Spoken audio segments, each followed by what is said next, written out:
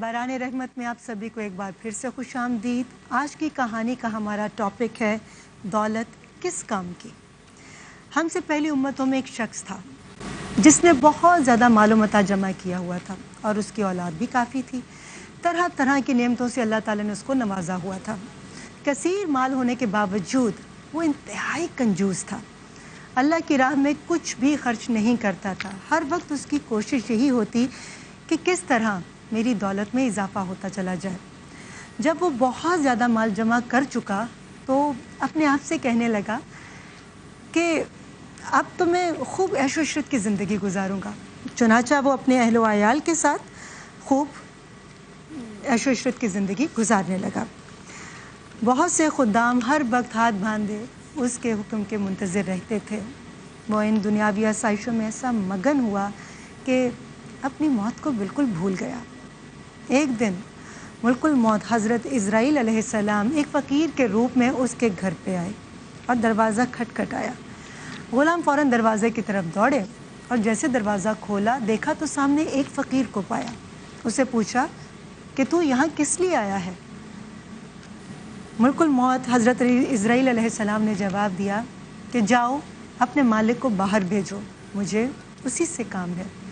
خادموں نے جھوٹ سے کام لیتے ہوئے کہا کہ وہ تو تمہاری جیسے کسی فقیر کی مدد کرنے کے لیے باہر چلے گئے ہیں۔ حضرت آئے اور دروازہ کھٹکھٹایا۔ غلام باہر آئے تو ان سے کہا جاؤ اپنے آقا سے کہو کہ میں ملک الموت ہوں اور تمہارے آقا کی روح قبض کرنے آیا ہوں۔ جب اس مالدار شخص نے یہ بات سنی تو خوف زدہ ہو گیا اور تھر تھر کانپنے لگا، اور اپنے غلاموں سے اس نے کہا کہ جاؤ اور ان سے بہت نرمی سے گفتگو کرو۔ خدام باہر آئے اور حضرت ملک الموت علیہ السلام سے کہنے لگے کہ آپ ہمارے آقا کے بدلے کسی اور کی روح قبض کر لیں اور ان کو چھوڑ دیجیے، اللہ آپ کو برکتیں عطا فرمائے۔ حضرت عزرائیل علیہ السلام نے فرمایا ایسا ہرگز نہیں ہو سکتا۔ یہ کہہ کر آپ اندر تشریف لے گئے۔ اس مالدار شخص سے کہا کہ تمہیں جو وصیت کرنی ہے کر لو، میں تمہاری روح قبض کیے بغیر یہاں سے نہیں جاؤں گا۔ یہ سن کر سب گھر والے چیخ اٹھے اور رونا دھونا شروع کر دیا۔ اس شخص نے اپنے گھر والوں اور غلاموں سے کہا سونے چاندی سے بھرے ہوئے تابوت لے اور یہاں پر کھول دو اور میری ساری دولت میرے سامنے لے کر آ جاؤ۔ فوراً حکم کی تعمیل ہوئی اور سارا خزانہ اس کے قدموں میں ڈھیر کر دیا گیا۔ وہ شخص سونے چاندی کے ڈھیر کے پاس آیا اور کہنے لگا اے مال، تو نے ہی مجھے پروردگار کے ذکر سے غافل رکھا، تو نے ہی مجھے آخرت کی تیاری سے روکے رکھا۔ یہ سننے کے بعد اس کا سامنے پڑا ہوا مال اس سے کہنے لگا کہ اے بھائی تو مجھے ملامت نہ کر، کیا تو وہی نہیں جو دنیا کی نظر میں حقیر تھے، مگر میری وجہ سے تمہاری عزت بڑھ گئی اور میری ہی وجہ سے تمہاری رسائی بادشاہوں کے دربار تک پہنچی، مگر اور غریب اور جو مسکین لوگ ہوتے ہیں وہاں تک تو وہ رسائی حاصل کر ہی نہیں سکتے۔ اب یہ تو تمہاری بدبختی ہے کہ تم نے مجھے اپنی مرضی کے مطابق شیطانی کاموں میں خرچ کیا۔ اگر تم مجھے اللہ کے کاموں میں خرچ کرتے تو یہ ذلت اور رسوائی تمہارا مقدر نہ بنتی۔ کیا میں نے تمہیں کہا تھا کہ تم مجھے نیک کاموں میں خرچ نہ کرو؟ آج کے دن میں نہیں، تم زیادہ ملامت کے مستحق ہو۔ تو یاد رکھیے کہ دولت وہی کام کی جو دوسروں کے کام آئے۔ اللہ تعالیٰ ہم سب کو اپنے اپنے مال کو پاک صاف کرنے کی توفیق عطا کرے۔ السلام علیکم۔ علماء کرام کے ساتھ ہم اپنے سیگمنٹ کا آغاز کریں گے اور میں سب سے پہلے تعارف کروانے کی سعادت حاصل کروں گی۔ ہمارے ساتھ ہر دل عزیز شخصیت مفتی نور رحمانی صاحب تشریف فرما ہیں اور بہت ہی جامع اور بہت ہی خوبصورت گفتگو کرنے کے ماہر علامہ تقی مہندی صاحب بھی ہمارے ساتھ تشریف رکھتے ہیں۔ علماء کرام سے میں کہنا چاہوں گی کہ آج کا ہمارا ٹاپک ہے حقوق العباد اور پردہ پوشی، کہ کیسے ہم اچھے طریقے سے احسن طریقے سے حقوق العباد ادا کر سکتے ہیں اور کیسے کسی کی غلطیاں دیکھ کر اس پہ پردہ پوشی کر سکتے ہیں۔ تو پہلا سوال تقی مہندی صاحب، علامہ صاحب آپ سے ہے، حقوق العباد میں کیا کیا آتا ہے؟ اعوذ باللہ من الشیطان الرجیم، بسم اللہ الرحمن الرحیم۔ یہ بہت ہی بنیادی آپ نے سوال ہم سے کر لیا، اور اس کے لیے کافی وقت درکار ہوتا ہے کہ اس کی وضاحت کی جائے، لیکن میں اپنے ناظرین کے لیے ایک بڑی خوبصورت حدیث کی طرف اشارہ کروں گا کہ جو امام زین العابدین علیہ الصلوۃ والسلام کے ذریعے ہم تک پہنچی ہے، اور اتنی طولانی وہ حدیث ہے کہ جس میں 50 حقوق بیان کیے گئے ہیں۔ 50 حقوق ہیں، اور فرماتے ہیں کہ جو ان 50 حقوق کو ادا کرے گا پروردگار اسے انشاءاللہ بہشت میں جگہ عطا فرمائے گا۔ تو ان حقوق کے اندر ظاہر سی بات ہے کہ مختلف افراد کے مختلف حقوق ہوتے ہیں۔ والدین کے حق ہیں، اولاد کا حق ہے، بیوی کا حق ہے، استاد کا حق ہے، پیش امام کا حق، امام جماعت کا حق بیان کیا گیا، مؤذن کا حق بیان کیا گیا، حتیٰ یہ بیان کیا گیا کہ اگر ہم کسی سے مشورہ لیتے ہیں تو ہمارا اس کا کیا حق بنتا ہے ہماری گردن پر، اسی طریقے سے ہم کسی کو مشورہ دیتے ہیں تو کیا حق بنتا ہے ہماری گردن پر، اسی طریقے سے کسی کو نصیحت کرتے ہیں تو کیا حق بنتا ہے، اور کسی سے نصیحت لیتے ہو کیا حق بنتا ہے۔ یہ ایک مکمل دین اسلام ہے کہ جس کے اندر ہر چھوٹے چھوٹے حق کو بھی بیان کیا گیا ہے۔ لیکن بنیادی بات یہ ہے کہ جس کی طرف ہمیشہ ہمیں توجہ رکھنی چاہیے کہ جو سرکار کی حدیث کے اندر بھی آیا ہے، ارشاد ہوتا ہے کہ ان اللہ تبارک و تعالی یا ان اللہ سبحانہ و تعالی جعل حقوق عبادہ مقدمۃ علی حقوقہ۔ فرماتے ہیں کہ پروردگار عالم نے لوگوں کے حقوق کو اپنے حقوق پر مقدم قرار دیا ہے۔ حالانکہ لوگوں کی حیثیت نہیں ہے، مخلوقات کی حیثیت نہیں ہے، لیکن پروردگار نے مخلوقات کے حقوق کو اپنے حق پر مقدم قرار دیا ہے۔ اور پھر آگے حدیث کا جملہ یہ ہے کہ جو شخص لوگوں کے حقوق کو صحیح طریقے سے ادا کرتا ہے، پروردگار یہ تسلیم کر لیتا ہے کہ وہ میرے حق کا بھی ادا کرنے والا ہے۔ اس حوالے سے ایک روایت بھی ہے کہ نبی اکرم حضرت محمد مصطفیٰ صلی اللہ علیہ وسلم کی خدمت میں ایک خاتون آئی یا ایک شخص آیا جس نے 2 خواتین کے مسئلے معلوم کیے، اور کہا کہ ایک خاتون ہے جو صرف واجبات انجام دیتی ہے، صرف نماز روزہ جو واجب پروردگار نے کیا ہے وہ کرتی ہے، لیکن اپنے پڑوس والوں سے بہت حسن اخلاق سے پیش آتی ہے، ان کے ساتھ بڑی عزت و احترام سے پیش آتی ہے۔ دوسری وہ ہے کہ جو ماشاءاللہ سے بہت ساری نمازیں پڑھنا، عبادات کرنا، مستحبات انجام دینا، دعائیں مناجات سب کرتی ہے، لیکن زبان کی تھوڑی سی تلخ ہے۔ کس کا مرتبہ زیادہ ہے؟ تو نبی اکرم نے ارشاد فرمایا کہ بظاہر تو جو مستحبات انجام دینے والی ہے شاید لوگوں کی نگاہ میں اس کا مقام بہت بلند ہو، لیکن سرکار نے ارشاد فرمایا کہ وہ شخص جو صرف واجبات انجام دیتی ہے لیکن حسن اخلاق سے پیش آتی ہے، خوش اخلاقی سے پیش آتی ہے، تو اس کا مقام بہت بلند ہے اس خاتون سے کہ جو بد اخلاقی سے پیش آتی ہے۔ اور یہی وہ اخلاق ہے جس کی تکمیل کے لیے نبی اکرم حضرت محمد مصطفیٰ صلی اللہ علیہ وسلم کو بھیجا گیا، اور ارشاد فرماتے ہیں کہ انی بعثت لاتمم مکارم الاخلاق، مجھے بھیجا ہی اس لیے گیا ہے کہ میں اخلاق کے مکارم کو اور اخلاق کے مراحل کو مکمل کروں۔ اور نبی اکرم سے خود پروردگار عالم قرآن کریم میں ارشاد فرماتا ہے کہ خذ العفو وامر بالعرف وَأَعْرِضْ عَنِ الْجَاهِلِينَ، 3 چیزوں کا حکم نبی اکرم سے کو دیا گیا ہے۔ خُذِ الْعَفْوَ، لوگوں کو معاف فرما دیجئے، اور پھر دوسرا حکم یہ دیا گیا وَأْمُرْ بِالْعُرْفِ، اور عرف کے مطابق جو عام نیکی کا رویہ ہوتا ہے اس کے مطابق آپ حکم دیجئے، بہت زیادہ سخت گیری سے کام نہ لیجئے، چونکہ کبھی کبھار کوئی اس فیلڈ میں آ جاتا ہے جو مذہبی لوگ ہیں، بالخصوص آج حالیہ حالات کے اندر بھی اگر دیکھا جائے تو بہت زیادہ تندی آ جاتی ہے ان کے جذبات میں۔ فرمایا گیا وَأْمُرْ بِالْعُرْفِ، آپ کو حکم دیا گیا ہے کہ عرف سے کام لیں۔ وَأَعْرِضْ عَنِ الْجَاهِلِينَ، اور جاہلین کو جواب دینے کی ضرورت نہیں ہے، جاہلوں سے آپ صرف نظر کیجئے، آپ اپنے کام کو جاری رکھیے۔ اور حتیٰ اس قدر نبی اکرم نے اس چیز پر عمل کیا ہے، اتنا اس چیز پر عمل کیا ہے، لوگوں کی باتوں کو سنا کرتے تھے کہ لوگوں نے ایک لقب دیا، اور یہ قرآن کریم کی آیت بن گئی وَمِنْهُمُ الَّذِينَ يُؤْذُونَ النَّبِيَّ، کچھ لوگ ایسے ہیں کہ جو نبی کو تکلیف دینے کے لیے کہتے ہیں ہوا اذن۔ اب اس کا ترجمہ کرنا تھوڑا تو مشکل ہو رہا ہے، کہا کہ نبی اکرم کو کہتے ہیں کہ یہ تو مکمل کان ہیں۔ کان کا مطلب یہ ہے کہ بس ہر ایک کی بات سنتے ہیں، کوئی اگر جھوٹ کیا جاتا ہے ان سے تو وہ ان کو بھی سن لیتے ہیں، کوئی سچی بات اگر کہتا ہے ان کو بھی سن لیتے ہیں، کسی کا الزام لگاتا ہے ان کو بھی سن لیتے ہیں، گویا ان کے اندر برداشت بہت زیادہ ہے، یہ ہر ایک کی بات کو سن لیتے ہیں۔ پروردگار کی طرف سے جواب آیا قُلْ أُذُنُ خَيْرٍ لَكُمْ، یہ صرف کان نہیں ہے، یہ بہترین کان ہے تمہارے لیے، سبحان اللہ۔ اور یہ جو اتنا برداشت کرتے ہیں اس کا فائدہ تمہیں ہی ہوتا ہے۔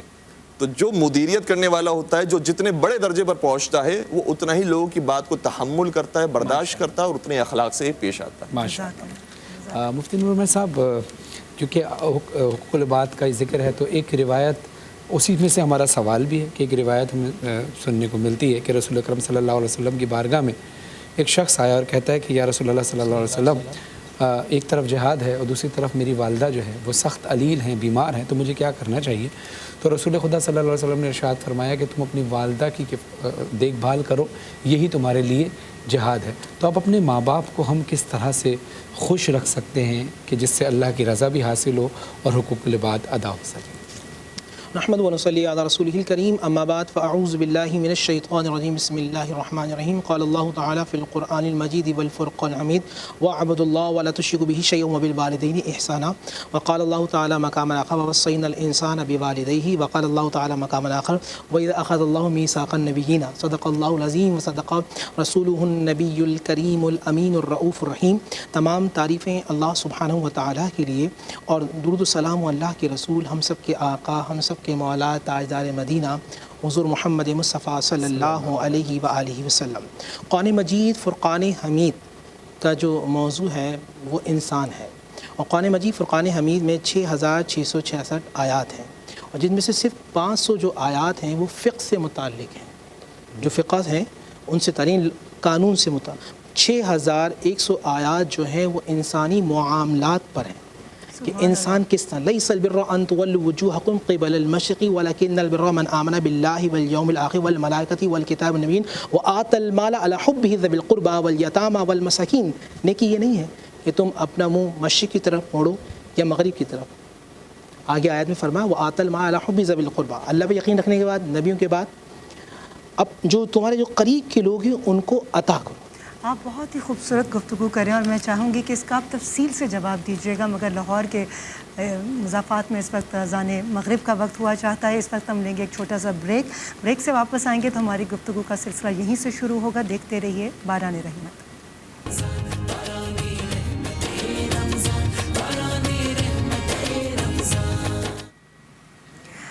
باران رحمت میں آپ سبھی کو خوش آمدید۔ لاہور میں روزہ افطار ہو چکا ہے اور تھوڑی ہی دیر میں کراچی میں بھی افطاری کا ٹائم ہو جائے گا۔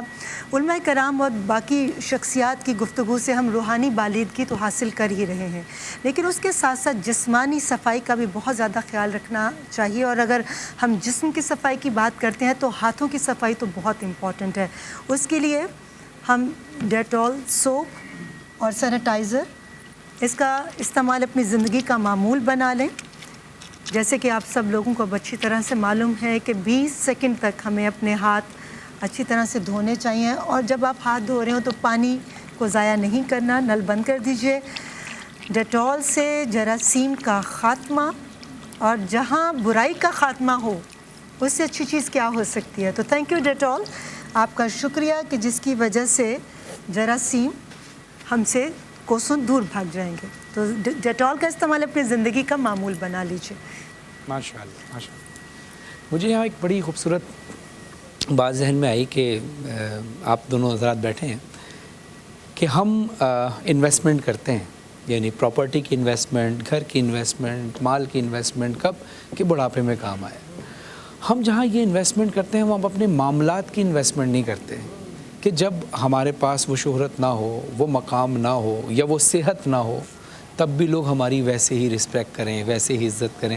تو یہ انویسٹمنٹ بھی جو ہے نا، میں سمجھتا ہوں اخلاقیات کا یہ والی انویسٹمنٹ جو معاملات کی انویسٹمنٹ ہے کہ آج میں آپ سے اچھے طریقے سے مل رہا ہوں، آج مجھے اگر اللہ نے عزت دی، ایک مقام دیا، آج بھی میں آپ سے ایسے ملوں، اور جب میرا مقام اتنا نہ ہو تب بھی میں ویسے ہی ملوں، یا آپ کا مقام اتنا نہ ہو یا دوسرے کا مقام اتنا نہ ہو، کیونکہ ہم حیثیتوں کو دیکھ کر عزت دیتے ہیں۔ کیونکہ دیکھیں نا، مولا علی علیہ السلام فرماتے ہیں کہ بڑا شخص وہ ہے کہ جس کی محفل میں کوئی اپنے آپ کو چھوٹا نہ سمجھے۔ بے شک بے شک بے شک۔ اور میں چاہوں گی مفتی صاحب جہاں سے گفتگو ہماری اختتام ہوئی تھی وہیں سے آغاز کیجیے۔ بسم اللہ الرحمن الرحیم۔ سوال یہ کیا گیا تھا کہ والدین کے حق کے حوالے سے قرآن مجید فرقان حمید میں رب ذوالجلال ارشاد فرمایا وَوَصَّيْنَا الْإِنسَانَ بِوَالِدَيْهِ، اور ہم نے وصیت کی ہے کہ والدین کے ساتھ حسن سلوک سے پیش آؤ۔ قرآن مجید فرقان حمید میں اللہ شاہ فرماتے ہیں وَاعْبُدُوا اللَّهَ وَلَا تُشْرِكُوا بِهِ شَيْئًا وَبِالْوَالِدَيْنِ إِحْسَانًا، اللہ یعنی میری عبادت کرو، اس کے بعد جو لفظ استعمال کیا اور والدین کے ساتھ حسن سلوک سے پیش آؤ۔ حسن سلوک کیا ہے کہ والدین کو مانگنا نہ پڑے، ان کو بن مانگے عطا کرنا۔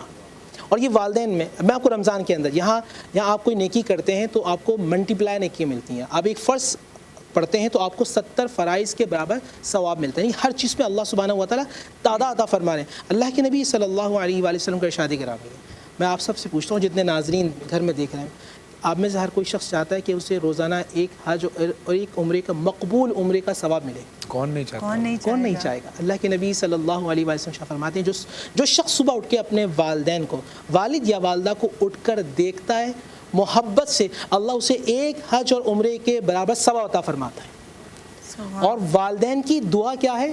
ثلاث دعوات مستجابات لہن, والد کی دعا رد نہیں کی جاتی. جب والد دعا کرے تو اللہ سبحانہ دعا قبول فرماتے ہیں. رضا الوالد رضا اللہ, جس سے والد راضی اس سے اللہ راضی, جس سے والد ناراض اس سے اللہ ناراض. اگر آپ چاہتے ہیں کہ اللہ آپ سے راضی ہو, آپ پر اپنی خاص رحمتوں کی بارش ہو, تو آپ اپنے والدین کو راضی کریں. آپ پوری دنیا سے معافی مانگ رہے ہوتے ہیں, مگر جو معاف کر دیں تو اللہ مان جائے, اور جو معاف نہ کریں تو اللہ معاف نہیں کرتا. نبی علیہ الصلوۃ والسلام کا دور مبارک ہے, ایک شخص ہے کہ جو جس سے صحابہ کرام رضی اللہ تعالیٰ عنہ کلمہ پڑھنے کی تلقین کر رہے ہیں, مگر وہ کلمہ نہیں پڑھ پا رہا. اللہ کے نبی صلی اللہ علیہ وسلم کو بتایا جاتا ہے, اللہ کے نبی صلی اللہ علیہ وسلم خود تشریف لاتے ہیں, والدہ سے پوچھتے ہیں آپ ان سے راضی ہیں؟ آپ ان سے راضی ہیں؟ یا اللہ کے نبی یہ بہت اچھے انسان ہیں, آپ راضی ہیں؟ فرمایا نہیں, یہ اپنی بیوی کے سامنے نا مجھے دھتکار دیا کرتا تھا, یہ اپنی بیوی کی بات کو آگے لے کے جاتا تھا, مجھے میری بات کو کم کر دیا کرتا تھا. یا رسول اللہ میں اس سے راضی نہیں ہوں. اللہ کے نبی فرمایا معاف فرما دیا. یا رسول اللہ آپ حکم دیتے ہیں ٹھیک ہے, مگر میں دل سے اس سے راضی نہیں. آپ نے فرمایا جاؤ لکڑیاں جمع کرو. لکڑیاں جمع کی گئیں اس لیے کہ اس کو آگ لگا دی جائے. جب لکڑی جمع کر دی گئیں, ماں نے دیکھا کہ قریب ہے کہ اب آگ لگا دی جائے, فرمایا یا رسول اللہ میں اس کو دل سے معاف کروں. جیسے ہی کہا میں دل سے معاف کرتی ہوں, وہاں سے زبان سے کہا لا الہ الا اللہ محمد الرسول اللہ. اللہ کے نبی نے فرمایا کہ اگر تم معاف نہ کرتی تو جہنم میں ہمیشہ ہمیشہ جلتا رہتا. آپ نماز پڑھیں, روزہ رکھیں, زکوٰۃ دیں, کچھ بھی کریں, والدین سے طریقے سے پیش آئیں. لوگ اعتکاف میں بیٹھتے ہیں, میں نے دیکھا اچھی معاملہ کیا ہوتا ہے اعتکاف کے اندر, کہ آپ ٹیلی فون پہ وہ کھانا بنا کے بھیجیے گا, وہ کپڑے استری کیجیے گا, یہ ان کو راضی کر لو. کہ تم سے راضی ہو گئے, اللہ تعالیٰ تمہاری ساری عبادات کو قبول فرما لے گا. جزاک اللہ, جزاک اللہ. کیا خوبصورت. بغیر کسی توقف کے علامہ صاحب میں پوچھنا چاہوں گی کہ آج کل جو حالات چل رہے ہیں وہ کسی سے پوشیدہ نہیں ہیں, ہم کیسے اپنے معاشرے میں خوشیاں بانٹیں؟ اعوذ باللہ من الشیطان الرجیم, بسم اللہ الرحمن الرحیم. خوشیاں بانٹنے کے لیے بہت زیادہ تگ و دو کرنے کی ضرورت نہیں ہے. کبھی کبھار ہم صرف ہلکے سے ایک شربت پر بھی خوش ہو جاتے ہیں, اور اسی طریقے سے اگر کسی نے مسکرا کر دیکھ لیا ہے تو اس پر بھی خوش ہو جاتے ہیں. تو خوشی جو ہے وہ ضروری نہیں ہوتا کہ بہت بڑی بڑی چیزوں سے انسان کو حاصل ہو, بہت چھوٹی چھوٹی چیزیں بھی انسان کو خوشیاں دینے کا سبب بنتی ہیں. اور توجہ رکھنی چاہیے ان چیزوں کے اوپر کہ, اور ان لوگوں کے حالات کو ہمیں پڑھنا چاہیے کہ جو بہت پیسے والے ہوتے ہیں, بہت ثروت مند ہوتے ہیں, لیکن انہیں ایک وقت کی نیند نہیں آ پاتی, رات میں وہ سو نہیں پاتے ہیں. تو ان سے سیکھنا چاہیے کہ بہرحال خوشی اور چیز ہے, اور کسی کا مال و دولت مند ہو جانا وہ اور چیز ہے. مال سے آپ بہت ساری چیزیں خرید سکتے ہیں, آسائشیں خرید سکتے ہیں, لیکن سکون نہیں خرید سکتے. اور سکون خریدنے کے لیے اور سکون حاصل کرنے کے لیے جو نسخہ ہے وہ خود قرآن کریم نے دیا ہے. ارشاد ہوتا ہے بسم اللہ الرحمن الرحیم, الا بذکر اللہ تطمئن القلوب. کون سی چیز ایسی ہے کہ جو یاد پروردگار کے علاوہ دلوں کو سکون پہنچائے؟ وہی بات, صرف یاد پروردگار وہ ہے کہ جو انسان کو سکون پہنچاتی ہے. اور کیوں ایسا ہوتا ہے؟ ایسا کیوں ہوتا ہے؟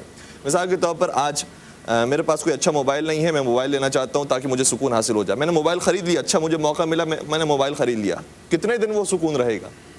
تھوڑے عرصے کے بعد وہ یوز ٹو ہونے کے بعد مجھے لگے گا کہ نہیں یہ بہت زیادہ پرانا ہو گیا, اب کوئی نیا چاہیے. اسی طریقے سے آپ گاڑی کی بات دیکھ لیجئے, اسی طریقے سے مکان کی بات دیکھ لیجئے. ہر دنیا کی چیز ایسی ہی ہے. کیوں؟ کیونکہ دنیا کی ساری چیزیں محدود ہیں, صرف ایک ذات وہ ہے جو لامحدود ہے. اس لیے جب اس ذات تک پہنچ جائے تو پھر اس کا اینڈ نہیں ہے, پھر انسان کا دل بھرتا نہیں ہے, سبحان اللہ, ہمیشہ سکون کی کیفیت میں رہتا ہے جب پروردگار سے لو لگایا ہوا ہوتا ہے. اسی لیے ائمہ علیہم السلام کی اور نبی اکرم صلی اللہ علیہ وسلم کی زندگی میں ملتا ہے کہ کثرت کے ساتھ پروردگار کو یاد رکھتے تھے. حتیٰ مولا متقیان امیر المؤمنین حضرت علی بن ابی طالب علیہ السلام نے دعائے کمیل کے اندر بڑے خوبصورت جملے کہیں. فرماتے ہیں کہ الہی اللہم و مولایا کم من قبیح سترتا, اے میرے رب تو کتنا پیارا ہے, کتنا خوبصورت ہے, کہ کتنی ہی برائیاں ایسی ہیں کہ جس پر تو نے پردہ ڈالا ہوا ہے. وَكَم مِّن فَادِحٍ مِّنَ الْبَلَاءِ أَقَلْتَ, اور کتنی بلائیں ایسی ہیں جو مجھ پر آئی اور تو نے اس کو دور کیا ہے. وَكَم مِّن إِثَارٍ وَقَيْتَ, وَكَمْ مِن مَكْرُوهٍ دَفَعْتَ وَكَمْ مِن ثَنَاءٍ جَمِيلٍ لَسْتُ أَهْلًا لَهُ نَشَرْتَ. یہ بڑا خوبصورت جملہ ہے. اور کتنی ہی ایسی تعریفیں اور نیکیاں ہیں جو میں نے انجام نہیں دی تھی لیکن تو نے میرے نام سے منسوب کر دی. اللہ اکبر. یہ مولا متقیان اپنے لیے نہیں گویا ہم سب کو سکھانے کے لیے بیان کر رہے ہیں کہ دیکھو تمہاری زندگیوں میں کتنی مرتبہ ایسا ہوتا ہے کہ تم نے کوئی نیکی نہیں کی ہے لیکن تمہارے نام سے مشہور ہو گئی ہے کہ ماشاءاللہ آپ کا کیا کہنا, آپ نے کیا خوبصورت بات کہہ دی, جبکہ وہ ہماری کوئی اوقات نہیں. ہم سے کتنے پہلے بزرگان اور علماء کرام کیا کر جا چکے ہوتے ہیں. تو پروردگار نے جو اتنی نعمتیں دی ہیں, اگر پروردگار کے ساتھ انسان لو لگا لے تو انسان کے مزاج میں اور انسان کی زندگی میں خوشی اور سکون آ جائے گا. واہ واہ. تو اسی طرح ہم معاشرے میں خوشیاں بانٹ سکتے ہیں. جی بالکل. اگر ہم معاشرے کے اندر خوشیاں بانٹنے کی بات کریں تو وہی میں نے عرض کیا کہ اس کے لیے بھی بہت زیادہ چیزوں کی ضرورت نہیں ہے.